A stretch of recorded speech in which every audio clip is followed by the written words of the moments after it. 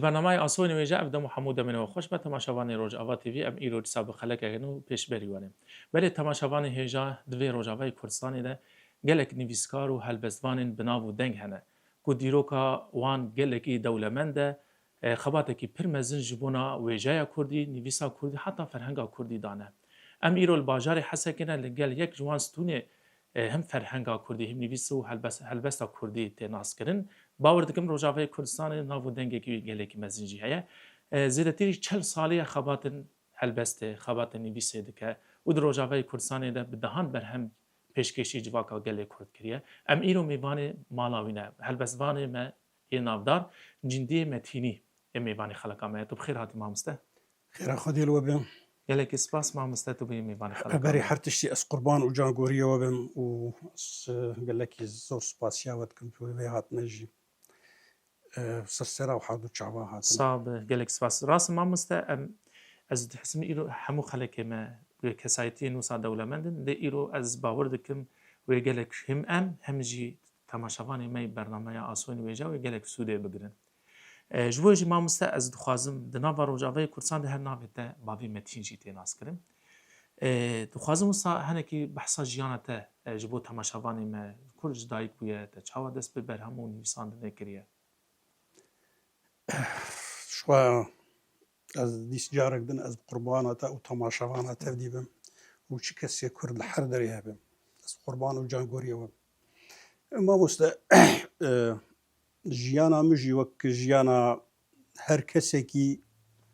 د جواكا كردي دايم يعني آلوزي وغزاني وفقيرتي وبريشاني بحر شديدنا يعني از لقندي رفرف از هاتم جدايك بوما رفرف هما بسرچاي هوماني في شغل 10 كيلومتر دوري شارع حسكي دوري بارسكها حسكي شخوا نافيم إيه رسن نافيم عبد الحكيم لنفيساندني ما وشاني ما وتمامي بنافي جندية متينين و بناف جواك ده از بنافي بافي متين اس تيم ناسين يعني خندنا خوي سرتاي مل جند مكر الرفرف بشتيوي از هاتم باجر از هاتم باجر آمادهی يعني أواجي من دبستان أعدادي الثورة مخن و صالة داوي ما أبي تمام دخان دن ثانوي أوجي ما لأبي ذر الغفاري خان لجبر غزانية راستي أما از دچم ازمونه بر روشه ما پر خراب و چاغ از نچم ازمونه اجوه چاغ ده حتی ده 1080 جی از دردکتم سر موسم حرب موسم دهات از دردکتم سر موسم يجبو خاطري دبارة جيانا خو بكن ده 1070 تدي نه ناوي مهات زبوم موظف لجم حكومتي بشتي شقولاغو بشتي عمرش ويشاغي از ده فالا بوم ايش خندري ديس لي تبلولوجي مبتزاروكي خرد خند يعني موان فيري خندني ذكر الحمد لله زاروكي تمام يون يعني خدي شهادنا الحمد لله ماشي ده 1080 مو كشكا خو اف هولير اجو اشترانا كان ما حردوكا بكالوريا قدمه ام حردو نجحين ايوه او شو زانينگها لاذقيه خون ايما ازما ده 1013 جي مو كشكا خوني حري وشوشك ما بهفر خون ديساجي او ام حردو نجحين المهم ويجي معلوماتيه خون او هستكي خوشا مع مستهم بافو هم كشكا خو بهبره ما مست جبرجه خشبونا وين يزيده باور بك بلكي ازن زانم بمسني بدم يعني ما انا باف ارمنجاوي د دنیای د چی د دنیای د گاواگو زاروک خال پیش بخین يعني باف هك باف هك دي بيدا خاص تو كاس جي تشتر بالزاروكي مالا خو اجبر فيناجي او اركي خو قش مكرج بو خاطر زاروك او دي ساجي الحمد لله ايرو رو اش كداوان دخم بمنتي شخوا دقند جيبرو تدي وك تشيكي كمرتشبو انه كازي هلبست يشبرو هلبستك عربي من الويسان او تي بيرات صالي چند داده بو مامسته اما الداويه حفتي وحفتاده داويه حفتي داويه حفتي وحفتاده من الويسان بعربي بو وك يعني وك سطحه بجمر بيج كاتش كيرد نفسي يعني ولو ويتشاغي هستك مهبو انه ازي بلا سبب نفسي مدفجي برده اسكني جاولو دنافر قوتني اي كرما اي كردي ولو بجارنا جي ما وك قوتني خمت كرن وك هلبستا حتى تقريبا حفتي وحشتا تدي طبعا رئيس رومتا مش حر كثير هي وج بارتي وريخستني ماي كردي هنا بلاوك تانين دكرن وك نفشتكي وبخشك ترس بيرطانين بدزي بخوينو خوفش رو براكس نبينه جاركي مدي وك تشيكي كي فرهنگو كي بيريكا ج برايمري مزراني المهم مجي جيفا دزي مجيفا دزي از بوينا اسفيري تيبي كرديبوم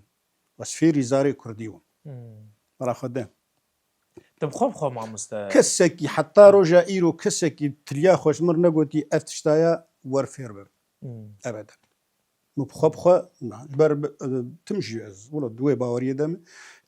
از نا بجرين مغو كس مبلن بك كس مهل جبر ايج مهل دكار روكي مبخينش نا ليغا واغو از خهلد كس مكار مبخ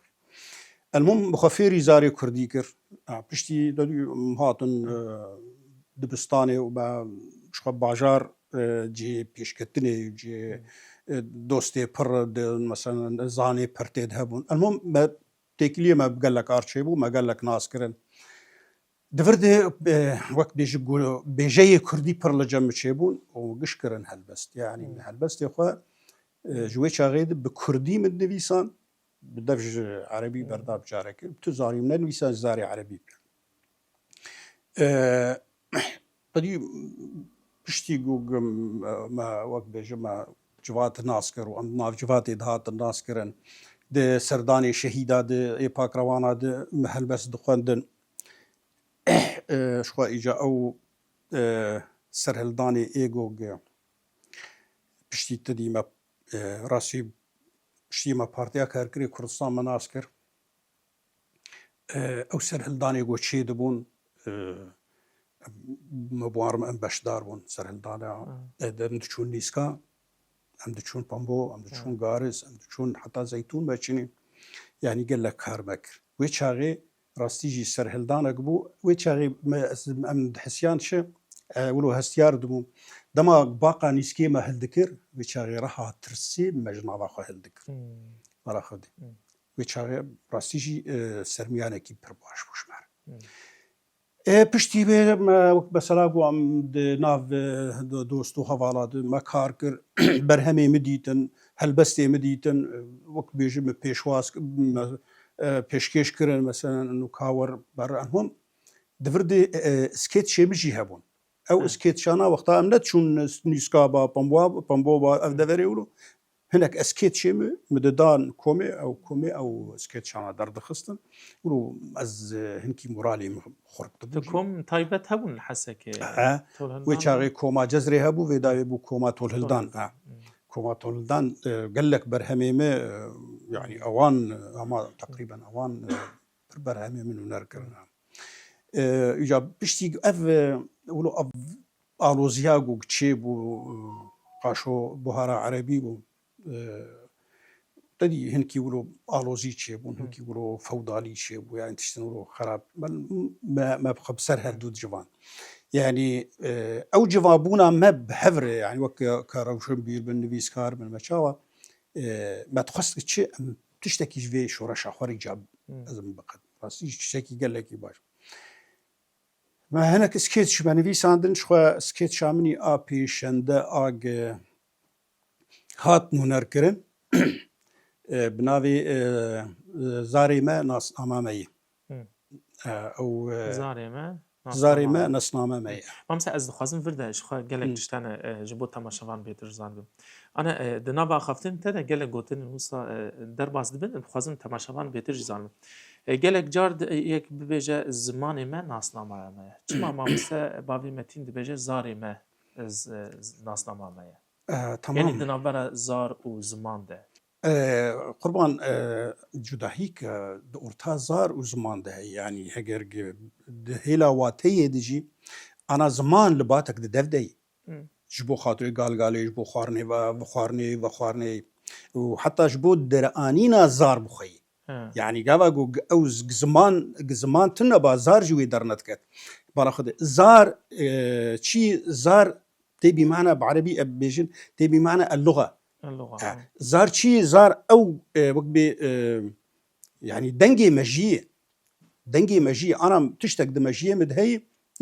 تشتك دمجيه مدهي دريا زمان روي او زارايا دركبي يعني جداهي اورتا زار وزمان ده هي فينا انا قا طبعا رولا فينا وقت مثلا جو رولا زنجرول كي هي مثلا در قسطنا زار دي در قسطنا دنگ دي إجا زمان وان دنگا جدا دكش هفته على خدي اما ايجو انا بزمان ما او ناسنامه ما يمد نارينا مدي ابا قلت شاشه بس تشتكي اسكار يعني انا واي نم داني انه زاري ما ناسنامه ما بشتيق مدفيسان زقام استكي انه نا حتى زارجينا ناسنامه من على خدي ناسنامه بشي چاندا من ناسنامه من على خدي جبر چاند او انا افرون اشتنا ما چانده خارنا ما چانده و خارنا ما چانده افکاری گود به افشار به دیرو که به هگر گود دیگاری تمامی وی چانده ویژه چانده زار بشک جویجهیه بشک جویجهی بالا خودم گرک ام بیجن ام چاندامه ناسنامه مجبر اما وقت به زار وقت بناسي يعني تبوي زاري خو تي ناسكرين انه تكرده ميناك كيشتر انا دارك هي او دارايا غاوا جو تشي دبي شين دبي تمزان بداراتشي اما او دارايا ور بالا خو بدي رهيبه هي تو وقت بي قرمي هي بل وشبريكون وشاغن وكليل كنو دورا حتى مي ولينا كيف تمزان بداراتشي او دارايا بيناساوي داري بوي داري بوي مي توي داري ناسك برا خدي بزار تكساش هفدو نازدك نبچاندي انا واي قال لك مثلا انا دنا وان بيكاتي انا كهنا كهنه لنرچاندا مسلمانتي هي برا خدي جهف جداناك يعني ازل بيش اول بيش كتشهف جداناك بكنجي تناس بك اف كرد اف عربي اف فارسي بزار برا خدي يعني زار او بخا ايمد ناري نامد بيناسا باشا مامستا امين گلک اشتن وسا گرینگ بینا سر زمانه خوازن یک جوان هلبسته کو خوازش بو تماشاوان ما پیشکش بکه در چه هلبسته جبنه بیج خودی هلبسته کی از مورا بخوینه کرم بچکی درج موازه بورا بخوینه خوشترین پیوا لسر لیوین تدای جیج آخ و فی پیوا جدل نای دستو باری تا بخوینن کور لبای البنت رزی برف و بارانی جیمای تلشانو یا جیان دل برینه هر کشت نورا ورولا تا لجینه هو بخیوان را دکی تو شب نشینه قرقری مرنه جبجده کنگی دینه هر لبای خواه دهیلی آرورانه پوچوچاری چون لبربای تالانه برددی دو رو دو سر آب رو لیلانه چم کرن تبلیل بخوینه و بجانه او گریکن بخچکاتا قیفنابی چاریاتا ماجخوینه زهانابی قیز سر پشتاریان تو پیانابی شب نشیناتا لبردنگ گرابی ده جویره تو ستیرین لعزمانا نزان یارا فلک دای ندریانا زندی دژی دایێ دل و گۆرستانە وەک تەناژن تو کەس لە دەورە زەمانە هەر لەسەرتە ئەو درێژن ژان و کینێ لاشێتە خستن سیرابێ تەف برینێ ئاربتە خستن کردن فندا شەوینێ چمکی ئەڤیندارە مەمۆیە دوزینێ ئەو دلێتە هەردەبی دایێ دوسۆتن ژار و ئار سەرتە ژ عەزمانە ددۆتن ناموساتە لەبەر هەر مافی فرۆتن ئۆلپەرەستان گۆتنا ناژی نەگۆتن حتا کەنگی بڤی ڕەنگی لێ تێ بژی تێ بڕەڤی ئاهۆژ شێرێ هرمژی ژێ برینە ئاخڤی خوین هەر دێرژی تو بتینە ڕۆکە یاهۆ لاش برژی وان لە دەردۆرە زەمینێتە گەڕاندن کانیên ئاوا چەمێتە مت چقاندن کەڤنە پرتووکێتە دایێ شەوتاندن مێژووە ماناتە تەفدە وەرگەڕاندن هەر دەمی دایێ لە بن پەیێنتە خوینە مستەک ژ خاکە وەڵات نازوهانینە بپەیێن خوین مۆهراتە لەسەر زەمینە لە دیرۆکێ ژ مافێتە وێ بمینە یەک کەروانە نەیارێ هاتن و چوونە تیپێن ناوێتە داکا من مەرگ و شوونە دوێتا ناونڤیساتە هەری خوونە دەرمانێتە تەڤ لە هێزێ زانەبوونە تو ئاسۆیا ژیانا من تو بەیانی ژتە ئەزرۆکە هلاتم لە باغانی تەناهێلم ji bo derdan û xۆبانی li nav pencên hêvejandin û hizanî pencên hêvejandin û hizanî gelek spas mamse mesete hereve başa mamse ez dixwazim vê pirsêşte bikim gelo çi bû sedem ku bavê metin cara yekem helbest nivîsan tenê xwestekeke te hebû an bûyerekê bi te re çêbû zane çilo çawa bû tediyê xtal gund bon em تدی پرتوک ما پرتوک وی چاغیتنه بو بچوکانیا خود جی از کیفا مش خوندن اردهاتیان حتی روجایرو حتی انا کاکل او جی مپلک العردی بدی تامنی بخندا کووارک با جاناجی از چوم والی بگریاما طبعا پشتی اجازهاتم باجر وی چاغی وک چاوابو يعني راسي من زاني بو زي بگم وی استهانی من زاني بو ازي بگم وی استه بس شلو بو وك عشقه كيش مره انه حتى اشتغالياقو از بهوال موالي خرد اشتغلي مولو برنجكي هلبستي انا خده بهلبستي ما ابدا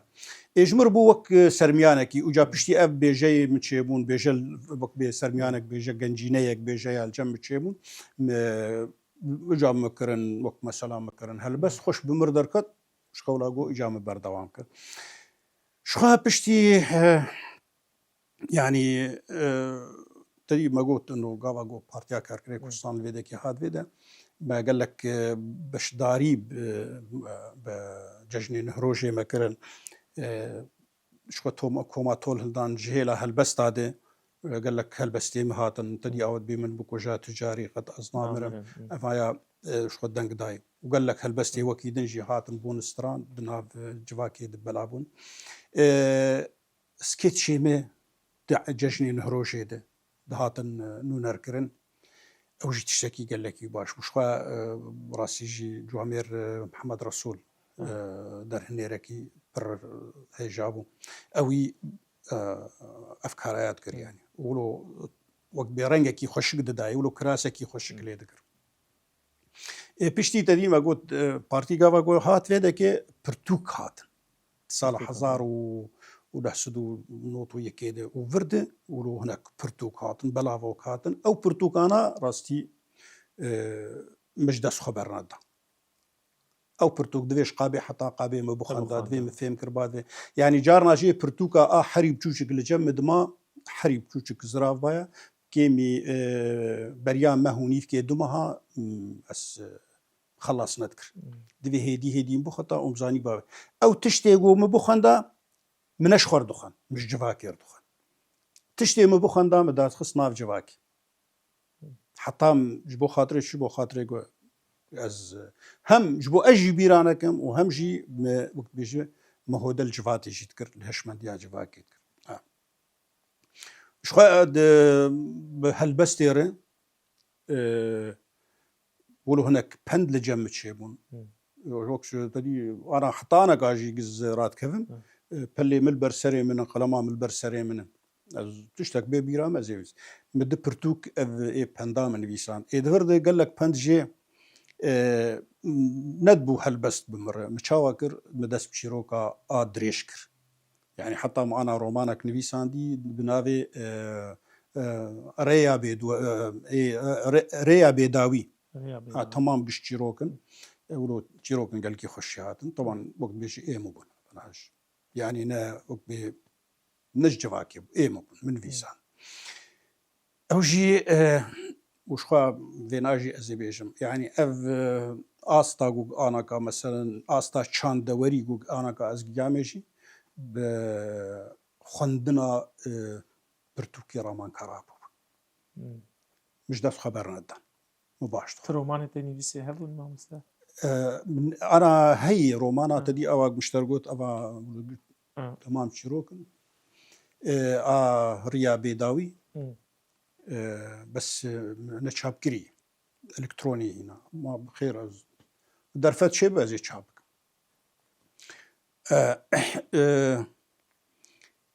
مكارن وكيدن دديد جواكي دمكر ما هناك نفيسكار بون هناك روشنبير بون جوامير وكوبون ما كوما صفقان شكر كوما صفقان جبوتش وقت بآوي جبو كومك أدبي بو إدفرد نزامولو هناك يولو أزيد شو وكسي آلي كاريب مرنك نقش جوك مثلا قوام غزامو جروبا كان بيامنا المهم أوجي نجيا سري يعني شغلي صالة باقنيم صالة هناك ما أوجي أمسكني دبشتر بهنكي دن بجوامير ندر مكومك شيكر بنافي كوما أحمدي خاني كوما أحمدي خاني مدرزي كردي ددان مدقوتشي جبو خاطري زاري كردي بو ما ماموستا تشيتكر يعني حتى بريوي ما بوش رجي ماجو ما حركس دخواز فيري زاري كردي ببي لدفي أما مستاجوان آماده بك بالا خدي دفي أما مستاجوان آماده بكن ويشاغي ده حزارو يكي دبو خدي أوجي برزقريكن تشيبون جبر ما مستنج دفرن دن آنين يعني ايش قولا اقول نوي تمام كر ونهشت ام تمام بكن المهم ام اوجي شكلي خدي يعني كاري متكر او باشا ما مسأس خوازن فيها كي بيجم يعني راسيج بيشكش مانيا مدى دما من بحثي كر من قول ناني خبات كارك وهالبستوان ونبيسكار من قالك هالبستوان دبتنا بتشارشوفا هالبست أخوات دنيفيسينا ليه راسيج كاساتية كي وصل وقتها دولمان يعني اگر بحث خبات الزمان دكي كذا كتاتي تبحث سكيشن شانوجي كي تكار كريا ده خباتن ويجاي ده خباتن ده كليني ده خباتن زمان هر ده قاوي خوب فر آويت يا جبوج أبرسك بر بالا مرودكشة قالوا كي بوي آلي كاره جبو ماوي متين حتى أفقاسي برهم أفقاس كده هر واري ويجاي وشاندا كردي ده كار كريا ما مشترقوت يعني كسكي أزهل ندم كسيجي باندور بيا ما مست إيجوج آليكار بمركر باوي مدين آليكاري مركر باوي مدين بلا خده جبرتم وداي متخب بتقولش بتقول بريج از بتشكي بني بيسيم دفيج از خد وقت بيجي از خد بكم جنجينيك شان دوريه قالوا دجيانا تدا ما مسا تب باندور جي كسكي نبيا يعني تب بحثا تهنكي تشيلوكون رومانا تخوان دبن هالبستاوان ده ابدا اشتر بهم حتى بري اسبارتيه ناس بكم جي برتوكي متنبون برتوكي متنبون او تدي بكاري مقال كاري وكيدن تدي ممكن حتى مسول كاري كريه ملويتشا الور برتوخاناك مهبو مشوار دخاندن كي جاني دهات دماع جماعي دغفايا كاري تافت ودوان خاندنيت بخينا مدا عربانا ادن كا بلكي 12 ساله اثر عربانا ادن كام بلا خدي شارعي ازمام جواميري وقت دهات والله قال لك اجي برتوك دكرين زاني سر عرباك وعربوكي زيدي سي تشل برتوكي مخاندي بلا خدي اجا برتوكي ايغنا ممنوع من طبعا تزعن بو مسائل ايه صالوغري يعني ايه امني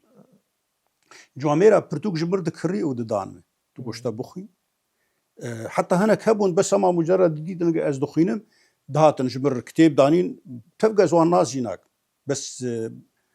تمشي مجوار تقول بنا في كتابي تجمر بين مهكي دمها زي خلاصكم زي بريويت كتابي دي جمرناين بس بو خاطري تش بو خاطري از برتوكي كسكي الجم خذا نقر باشا مامس ازواجي بيجم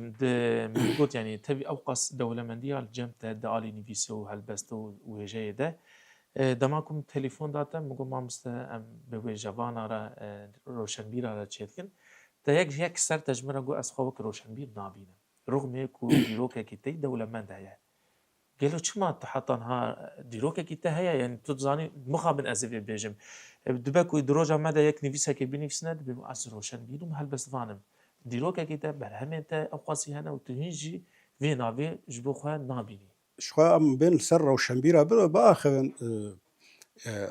روشنبير وك ستونا كي غاوا قلت تاخبن بشتكي شكستيد لي غاوا او ستونايا درزي بشتي شكستي هالناقر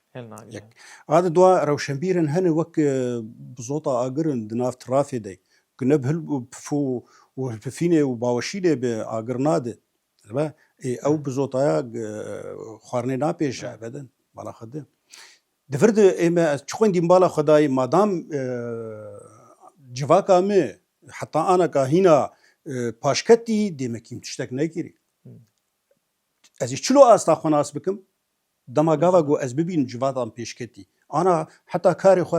كاري و تشلو استا خناس بك دريا جواتير غاوا جو جوات باش لو برنامج تا جو دار بك تي زان بك تشتكي باش دا يدي جواك بالا خدي اريمز نويسكار بلكي نويسكار كي بشكي يورو اس برخددم نه ل مخابن يعني شما مجي خد نافوان دنديت بشتر يعني بلكي قلت ناخذ جيم قلت بتشخون دي بالا خداي او جم جهاتي ترن او جم زانه ترن او جم بيشكتي ترن بالا خده ف اش قولا جو مادام خد بين روشنبير اي بس خنا بين روشنبير از مجبور بوم مدفجيك تاع روشنبير برت از نروشن انا يعني قال لك جاري هالبستن جوانه جواميرنا هالبستن دنيساندن ما جوار برسي انه كاواتيا هالبستات تشي باور بكنساني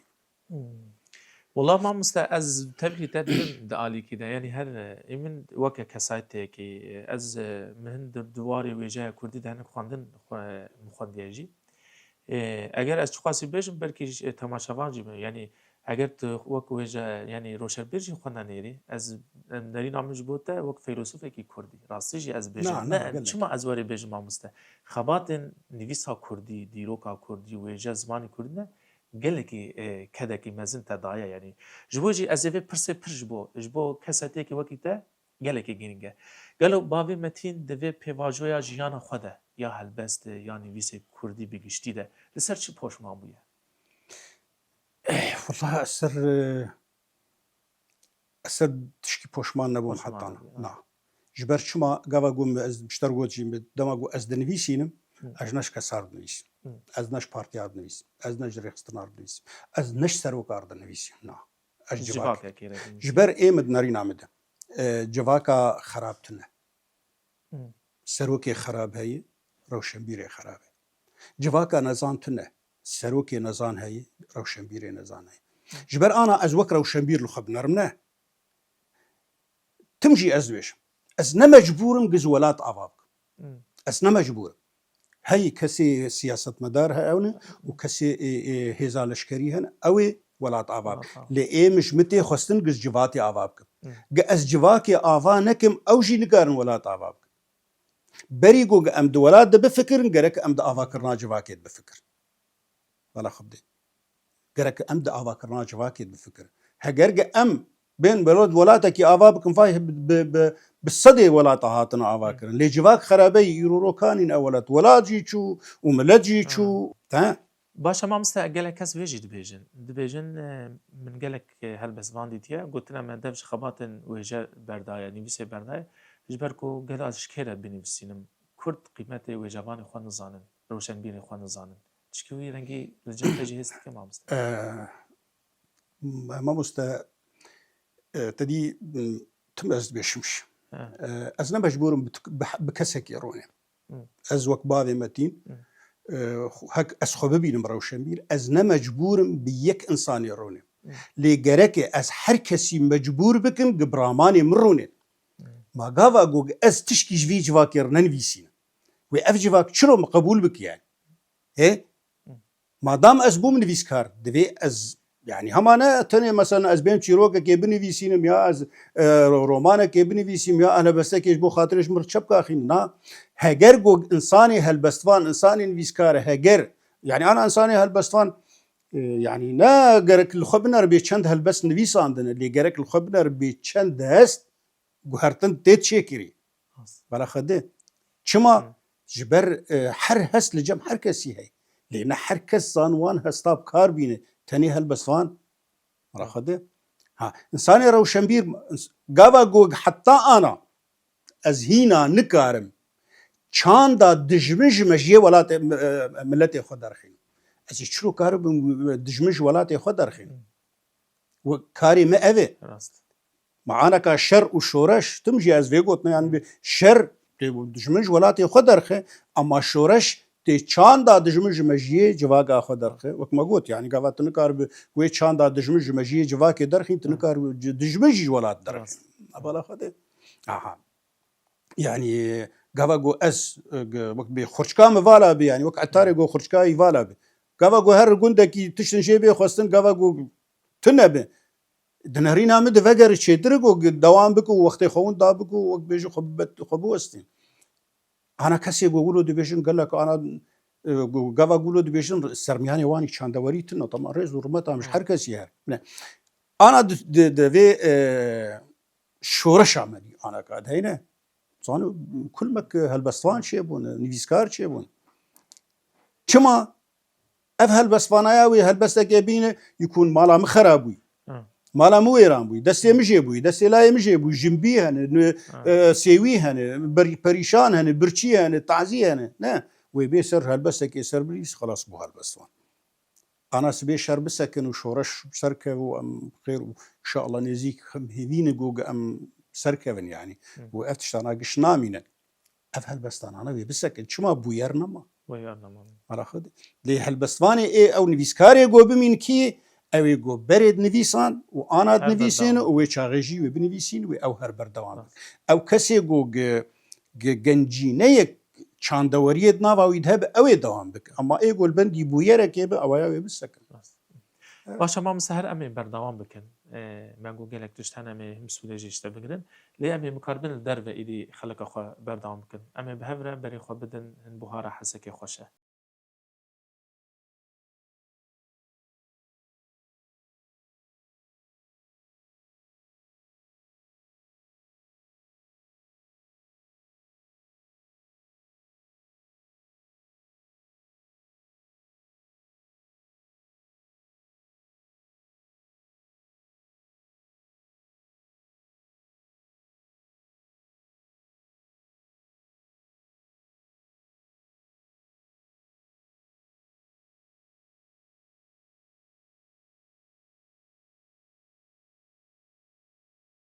تەماشاوان me em hatin bexçeyê çarê Nîsanê li bajarê Hesekê mamoste rewşeke pir xweş e buhareke pir xweş bo Kurdan ez vê pirsê bikim ji bo te demsal herî zêde li ber dilê te xweş kîjan demsal e mamoste çi demsala got civaka me û civaka mirovahiyê tê dilgeş be ew demsalaya min xweş lê gava got em bên wek kesayet gava ez bêm li balayê binerim bêguman buhar hemû tiştî yani dibe buhar sersala Kurdan bine buhar jî hekdeb zivistanê û barana zivistanê buhar nabe û heger gihavîn jî ne bi mêweyê buharê bi jî mêwe lê nake yani yek rolê dide wek bêjî yani wek mesela dafehkî ew mesela dikemilîn yani buhara wek demsala piştî xwe dikemilîn باش مامۆستا divê buhara me xweş te tişt bo temaşavanê me helbestekê bixwînî diyarî temaşavanê me bikî tamam ez ê helbestekê bixwînim bi navê kalê kefte kalê kefte kalê kefte ez ê helbestekê kerem bike ji xwe çîroka wê civavêrekî ji mir got وتشما بوري خسبينا كي رشنا كي امبوا شيس بنجي شيس سالم البندي في بوري مكسبي بجبو اسخوبي بايا بكم ما تشكي متنا جي بي بغاس بي خو او اجابو وك مكر وك هلبستك نتوي قال كفتا هجر قالاني درد بدرد خد الشاد بوري خوي سبي بوس بطاريا شغي ناد ابقو بالي ددست خوالي بشتي ازيباد بوان قدوم باوي خودا قاوا بيران اريك قالك كفتمم بآقاه بياد جي خورستي حزدك بهستو خش نهاد جي كوكي شنقاليمم جي شاغي كردي مادم بتكيو مرقدم بسن سمس وداد جدرينا روكيدا لفر أسخدي قادم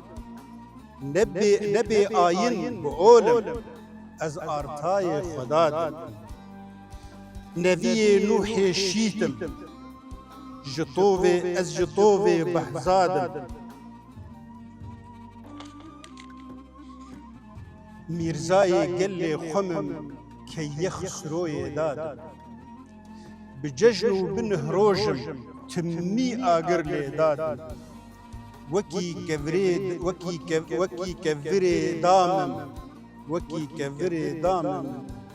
لجوشني فرهاد ندخسو نبكيل بريني كم بنادم هجر شر لدريدة بجوش جيرا آماد خدي ورزو بخشمم الفي زميني بنياد بوي ناني إيلانا خدي دستار زاد تذي أزبي مراد نسر ورو آزاد بلا لشي سندخم جخاكا خبرناد هرهبه قالك سباس ما مستا باش ما مستا ازوي بيجم هنكي بحساب برهمه تا ازبكم حتى قالك برهمه تا هنا يچاب كري كتيا بردست قالك تماشاوان مجيد زانجي از خاز موان بيجم او برهمه تي دسبك چاو هاتنا چاب كرين كيب دربونا الي كار جبو چاب اوان شو برهمه ايغو تشتي منوي ساندنا انا كا تشتي انا منوي ساندني نه ديواني مني ايه هالبستي هنا نه ديوان جبو هالبستي ايه هالبستي دو جي عربيين تدي ايه سربستن ايه نوجن ودوجي ايه كردي نوجنن ايه ماي افانا قشي بنافي نازنين نازنين يك نازنين دو نازنين سي نازنين چا يعني وين وقت برهم بنافي نازلين تكاليه شما افنافته هالبجارتي مامس راستي جي افايا وقت بافينيا من يعولوا ايوه ما ناخذ افينيا من يعولوا وقت بجي ام نجيانها اما نافي يجمر ما افيك شانو زيدي چارده شانو يدريش من ويساندن بريوان تدي هاتن نونر كرنجي تدي الفيدكي كوما تول هلدان زيدي تشل وبينج سكيتش مهنه كرتشانو هنا وانا جوك ما قلت يعني ججني نهروجي دي قال لك جاري هاتن نونر كرن يعني نهروجك نما وبرهمي متيتنا يان هالبست بايا مثلا حتى سبيكر نوروزي نوروزي هناك جاري معالي كاريبوان كرو مدنفيسان كومير مدنفيسان وكيدن دبرتوكي بنافي جيروري تمام بندن يك متشاب كري آدن هنا أبايا وقت بيجي هنا نزيك إن شاء الله أو جزء تمام بكم أما درفت شيء بزي شاب برتوكك هي بنافي روشت شواي روشتي سروكا تشنا ناف نكيري بي سروك كيف لان بس روشتي وقت مثلا ميناك سروك نأو كسيقو باوريا جواكي بخبين سروك أو إيجو زانب باوريا جواكي ليه وغيري سروك نأو إيجو جواكي مزنبك سروك أو إيج زانب به لجواك شاوخ مزنبك ولا خودي شبر أنا سروك ويهر بس أف جواك نار ولا خودي جواك وقت نحيتي جواك وقت جاي ولاتي خوي شقوي دي باو باهوز جبيو جفنالك بالا خدي روشتي دجمن چنه روشتي جواكي چنه چي جواكي تي خوستن روشتي جني چنه بالا خدي انا تمام دي برتوكي شو هناك تشيروكي كرت تشيروك مثلا انه وكنت بشته ولو كرتن تشيروكي كنن بس شيب ارمنجن بي يكجي هي وقت ناميه كي نبيسان انه كذبا من كذبا من از وقت ناميه كي كذبا خرطش اري برتوك انا كا دبرتو دبشن بشي اي بيشي اماده كريم تا بجي بداي كريم اي دواجي از انا كاتد كاردكم بشي اي اول تمام السر فان جوتن وبيجي جو انا دراف جهاندني بني كرديد شاشتين كاراني بالا خدي افيك اد دوا قال لك جوتن هنج بري لهيان وحده حتى رجا ايرو او جوتن انا ملور وي شاغي بكارتاني انا ايرو ام بكارتين ابدا برا يك جواك يك بلت يك نتو بيجي بيفاي اف جوتنا هاني ام بكارتين انا كا وي شاغي لهيا بري لهيان اف جوتنا يا امي ابدا افيك اد دوا مسر في شان دامني يعني ما تدي ما قلت شان ناس امام من تاي انا قد لينر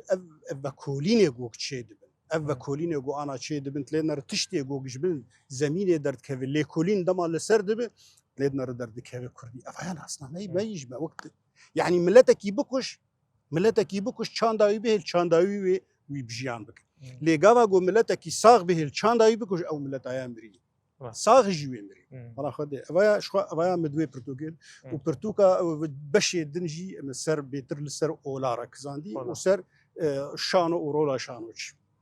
تايبت اولا ازدي يعني افايا جي مقلك تشتنهبون وقت مثلا قومت دايو خيا كرن شخوا وكي دنجي هيلا قالك نامه من نيسان وقت تدي سر فيسبوك ام بلاد كر سر اموري بفجينا جواكي او ناميك جبو كونغرانا تاويك شان تدي ب 2019 دغو ويتشي من نيسان ولو برنجكي وجهي من نيسان شخوا هناك يكجي وقت ناميك مشان جرو شمبير ارى انه شما هون رو شمبير بينوسا خو دكن وك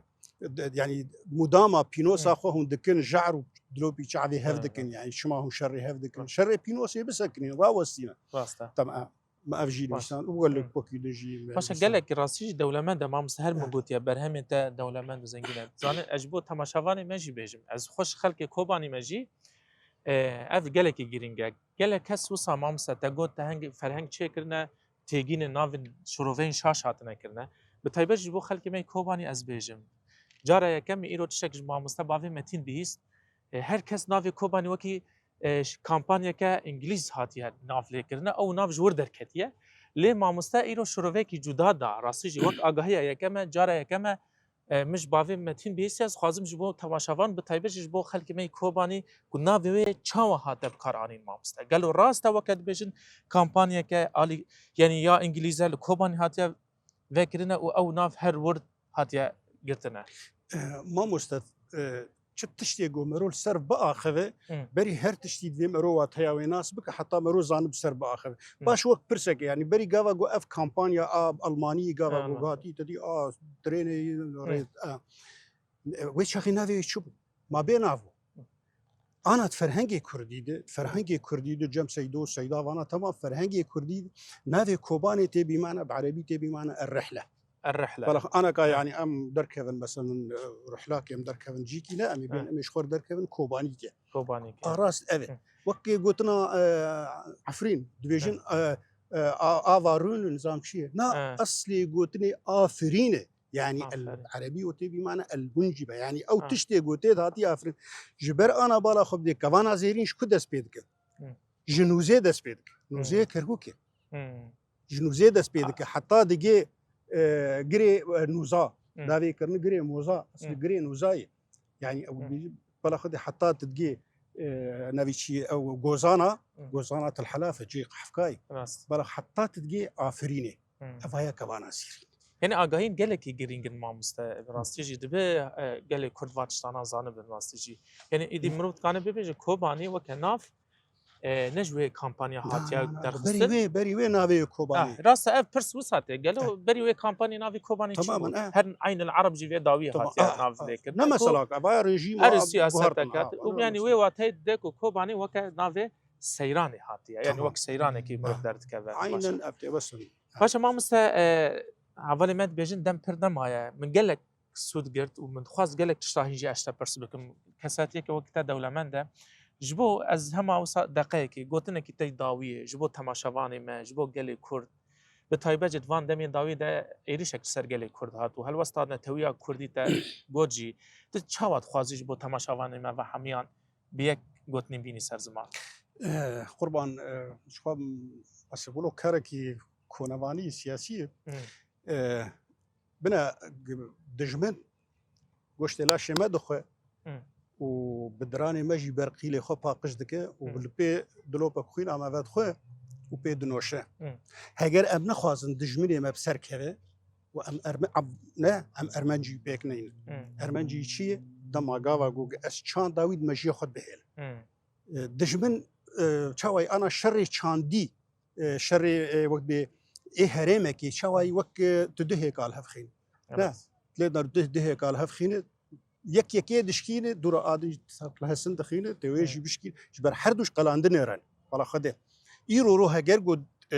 اف دجمني جوج انا سرسري كردا هاتن نه باور بكبر عرب جي في بك انه اف دجمناي سرسري وان بيتريش سرسري كردا كرد خد باريزن ليكا خوش باراس بلا خده افايا هي جبر شما حتى انا ما هين دجمن فهم نجري ام نزان بايرو دجمني ما تشي ما تخواز ليغا جو ام نخوازن دجمني ما بسر كيف ما قلت ام هيفي وارمجي بيك نينن ام شاف حسبك لهف جهدار بكن وهفدو بفجرين تدي قلتناك بعربي هي دبي قبول الطرف الاخر هاجر قلت من فجرين اجيت انا فجرين وبالاساس تناي فجران فرخدي ايرو رو جرك اب تفد بفين رينيل دجمن بنار بيجن رينيل دجمن بنار انه حرد افدج ما ما تفد بربادك نما سنهاتي سر ملتك تاني باور بك من جابا جو داعش هات فيدك نا دسبيك داعش هات فيدك هك برا هات بوجبو باراستنا عربا يبقوا طعم هاتن كرداش عربي خوش كردا بو باريس وشاغي وما عباده كرمان لي عرب بري كردا كشت جامي بري ديرا خرك ولا خدي هر بالا خد ايرو رود رقال ديري كاشب سريوان تمام شما جبرجوان دجمن فهم نكر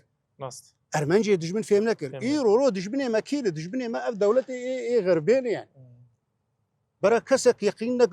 امريكا بشتا بسواراتي نبشتا ما قرتي دولتي عالمي قشوله ولا خد ايرو رو ام قش البرنقات شو يعني بس ايه ما وقت بيجي ام قارن انا خد باريس جواكا ما خد باريس بشاف حتى دسي سويت لي نرى ام خد باريس ولا خد لي اوكا تشب سري وان هات قالك ما ابغى فين باش قالك سباس ما مسته باوي متين خلك كي دولمن بو مبتر در باس كرام قالك كيف خوش بون كو تبو ميواني خلقا ما سباس كنج بوته قربانا رحي وابن صعبه زور سباس يا هر هبن تمنى هر دريج به قربانا وابن راسي تا بورس فكره لتجواني امام تمنى من قج تر وجوان جو تفدار جملتي دريج به قال كرد البندا كساتين وكي تراسي سورجي دغرن صعبه قالك سباس بوته